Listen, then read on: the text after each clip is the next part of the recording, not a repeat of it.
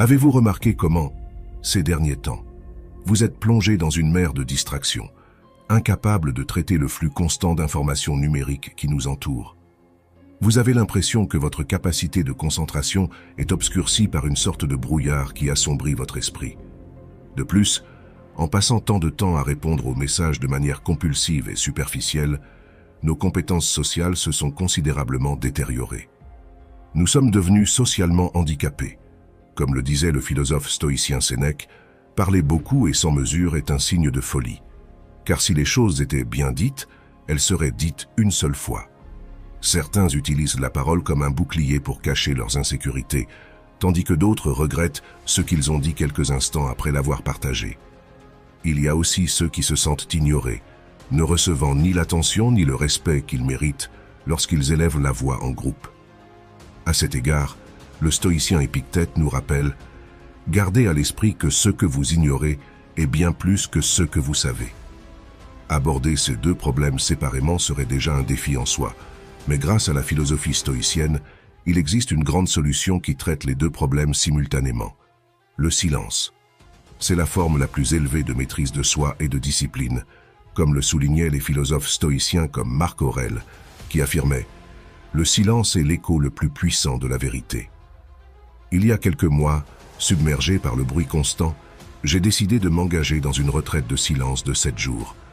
Ce fut une expérience qui a radicalement transformé ma façon de vivre.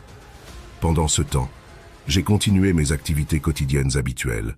J'ai travaillé, fait du sport, fait les courses, etc. Tout cela sans prononcer un seul mot, ou du moins j'ai essayé avec humilité. Dans la vidéo d'aujourd'hui, j'aimerais partager mon expérience d'une semaine complète de silence, ainsi que les réflexions des philosophes stoïciens et des grands penseurs qui ont souligné l'importance du silence. Comment quelque chose d'aussi simple que s'abstenir de parler peut transformer nos vies.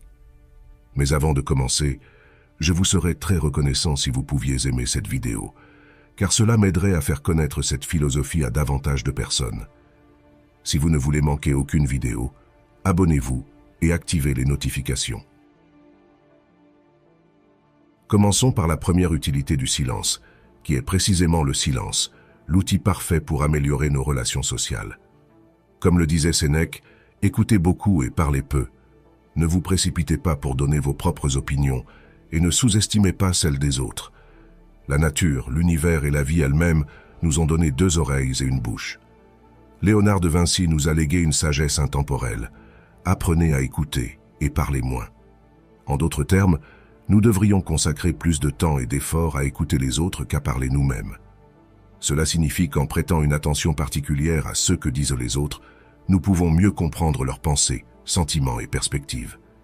Vous avez sûrement déjà entendu le dicton « Vous êtes maître de ce que vous gardez pour vous et esclave de ce que vous dites ».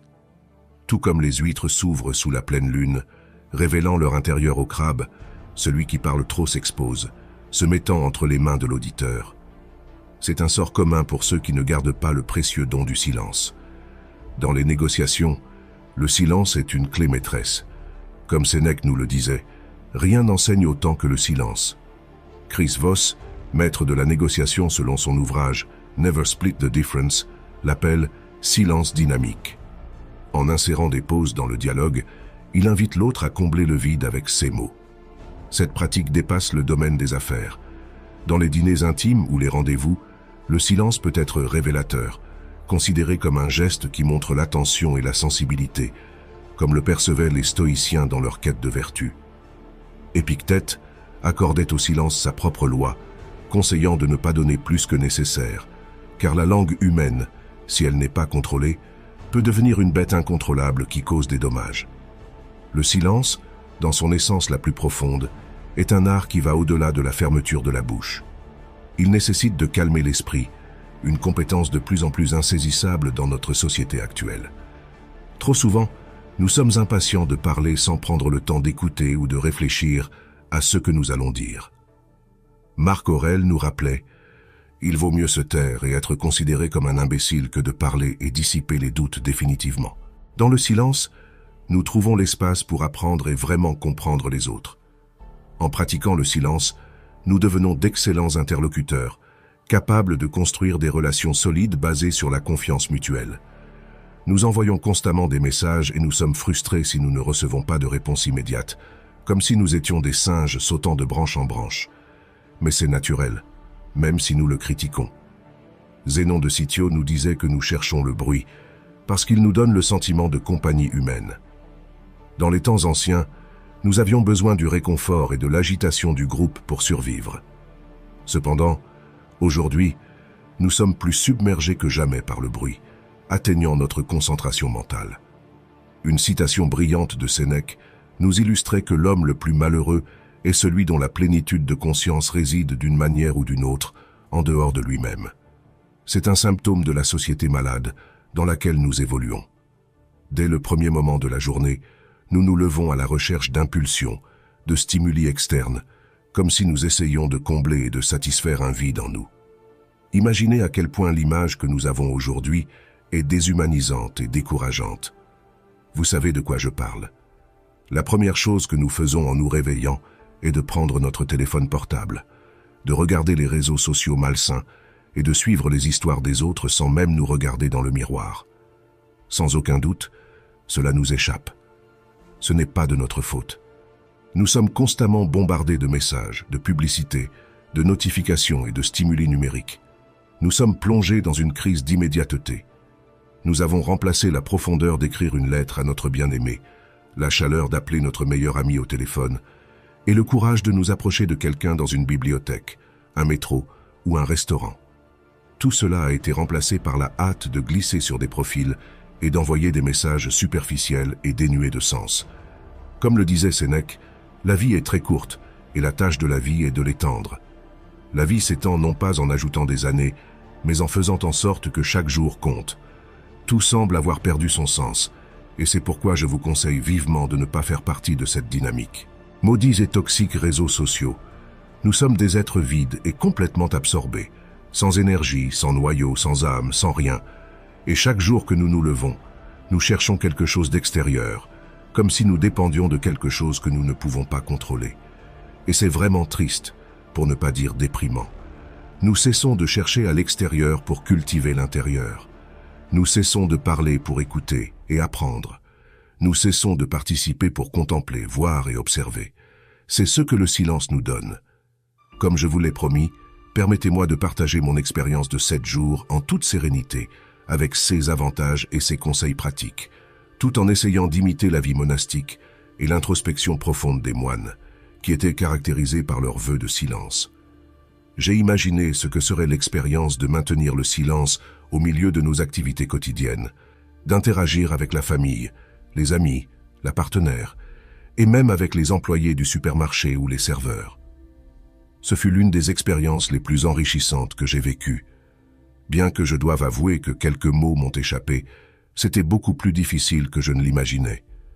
En particulier, la communication avec ma partenaire, mes parents et d'autres personnes dans des situations ordinaires est devenue compliquée, comme on pouvait s'y attendre, car communiquer en silence est assez compliqué. Cependant, cela m'a apporté une grande quantité d'apprentissage. Pour moi, le silence est devenu une expérience extraordinaire que je répéterai sûrement. Pourquoi ? Parce que j'ai ressenti une augmentation notable de ma concentration et de mon focus. Toute forme d'anxiété, de frustration ou de préoccupation pour le passé ou l'avenir s'est simplement dissipée.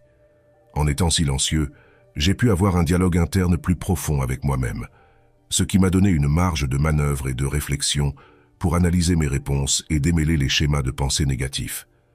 Ce sont des réflexions que nous n'avons souvent pas l'occasion de faire lorsque nous parlons, ce qui est toujours fascinant. De plus, toutes sortes d'impulsions superficielles ont perdu de leur force. Pourquoi ? Parce qu'en restant silencieux, j'ai trouvé la véritable capacité de me demander « Est-ce vraiment ce que tu veux ? Ou vas-tu succomber à ce désir ?» Cela m'a sans aucun doute permis d'avoir un plus grand contrôle sur mes actions. Le silence m'a donné la possibilité d'examiner les émotions négatives et les schémas de pensée négatifs que je ne savais pas habiter en moi pendant la journée. C'était un dialogue interne avec mon subconscient qui parfois peut tendre à nous tromper. Vous pensez que vous n'avez pas ces schémas jusqu'à ce que vous cessiez de parler et que vous soyez beaucoup plus conscient dans ce profond moment de réflexion. C'est là que vous pouvez vraiment vous transformer. Je n'ai jamais atteint cette profondeur d'introspection, même dans mes pratiques de méditation les plus intenses. Comme Sénèque nous le disait, une vie sans réflexion ne vaut pas la peine d'être vécue. C'était une expérience étonnante et extrêmement enrichissante, qui vous arrivera aussi. J'ai été stupéfait par la fréquence à laquelle les gens parlaient simplement pour remplir le silence, oubliant le précieux conseil d'Épictète. Nous avons 2 oreilles et une seule bouche pour pouvoir écouter plus et parler moins.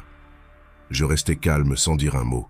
Je souriais simplement et hochais la tête, suivant le chemin de la sérénité proposé par Marc Aurèle qui disait « Rappelez-vous que les hommes ne sont pas influencés par des discours persuasifs, mais par ceux qu'ils ressentent en vous écoutant. » Sans avoir besoin de fouiller, j'ai laissé les mots couler autour de moi.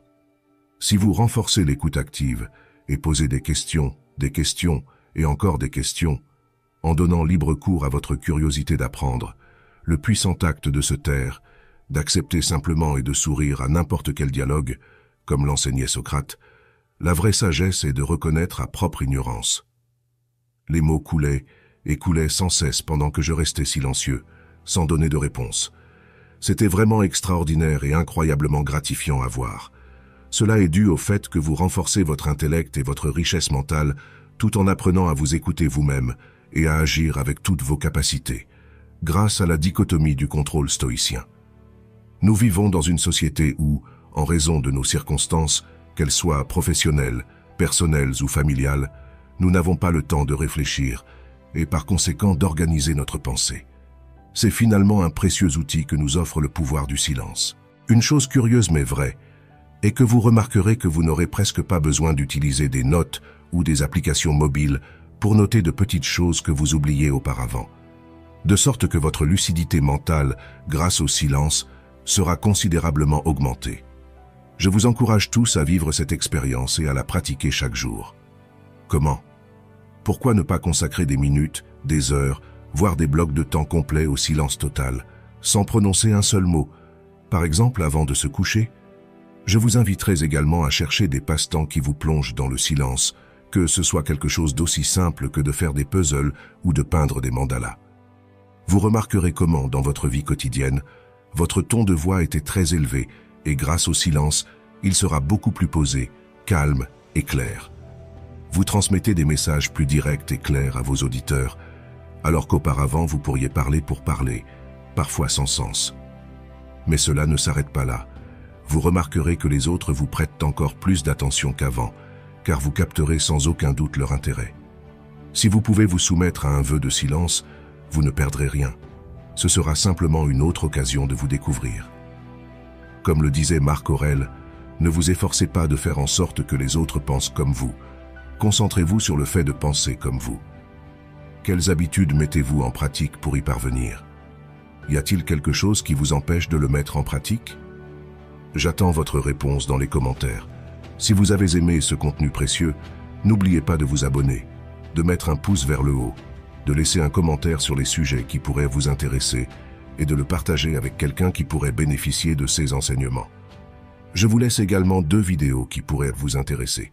À bientôt dans la prochaine vidéo.